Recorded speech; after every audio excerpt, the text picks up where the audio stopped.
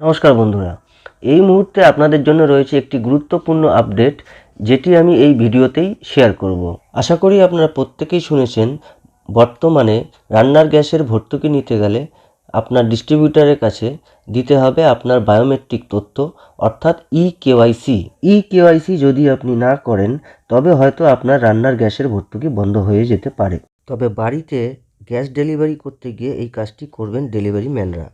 Delivery ম্যানদের মোবাইলে থাকবে একটি বিশেষ অ্যাপ। সেই অ্যাপেই গ্রাহকদের আঙুলের ছাপ বা মুখের ছবি স্ক্যান করে করতে হবে ই-কেওয়াইসি। এই তথ্য তোলা হবে একটি নির্দিষ্ট ওয়েবসাইটে। সবার প্রথমে উজ্জ্বলা যোজনার আওতায় থাকা গ্রাহকদের বায়োমেট্রিক সংগ্রহ করতে হবে।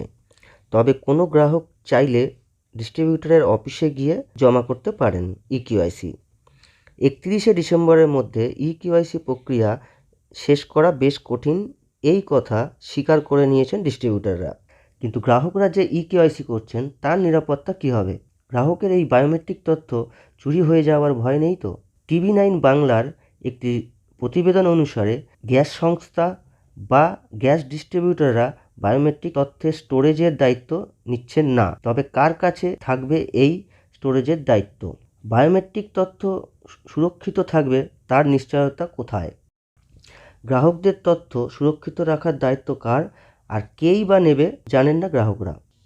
দেখে নেওয়া যাক TV9 বাংলার প্রতিবেদনের সেই কিছুটা অংশ। সম্পূর্ণ প্রতিবেদনটি ডেসক্রিপশন বক্সে লিঙ্ক দেওয়া থাকলো, আপনারা চাইলে সেখান থেকে দেখে নিতে পারেন। জনতার মনে প্রশ্ন ওঠা স্বাভাবিক। তথ্যের সুরক্ষা নিয়ে যে প্রশ্ন আছে গ্যাস ডিলারদের মধ্যেও।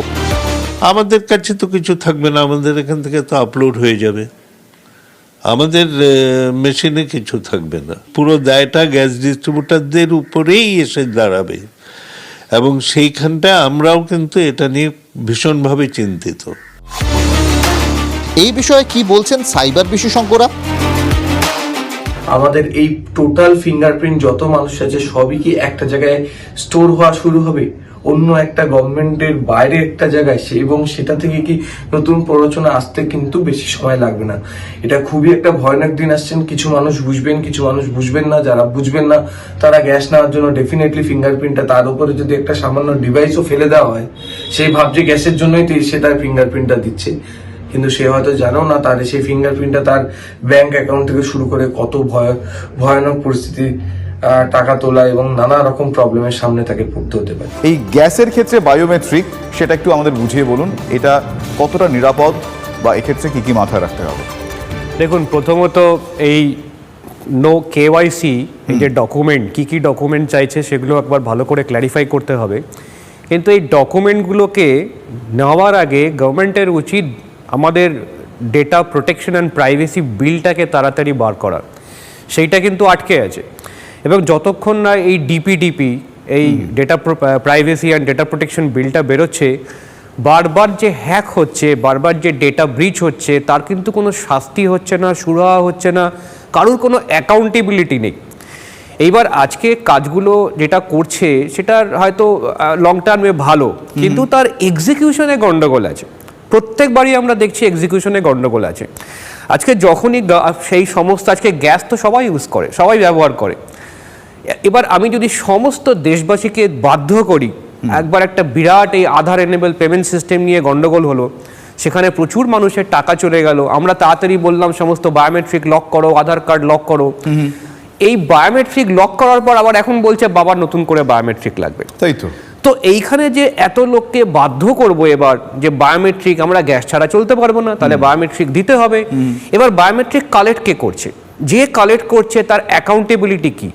সেখান থেকে যদি ডেটা ব্রিচ হয় তার কি শাস্তি হবে? একটারও ঠিকমতো উত্তর নেই। সুতরাং এত যে কোটি কোটি মানুষ তার হার্ড কপি, সফট কপি আজকে জমা দিতে বাধ্য হবে, সেগুলো কি সুরক্ষিতভাবে রাখা হবে? কোথায় রাখা হবে? এবং সেগুলো কারা কালেক্ট করবে? সেখানে যে 10টা কপি বেরিয়ে সেখান থেকে আবার কোনো ফ্রড হবে না, তার কোনো গ্যারান্টি আছে? কারোর কোনো উত্তর এখন কিন্তু পাওয়া যায়নি, কিন্তু কাজটা শুরু হয়ে গেল। Bureau report, TV9 Bangla. কিন্তু প্রশ্ন থেকে যাচ্ছে একটাই, দায়িত্ব কার? কে নেবে ই-কেওয়াইসি স্টোরেজের দায়?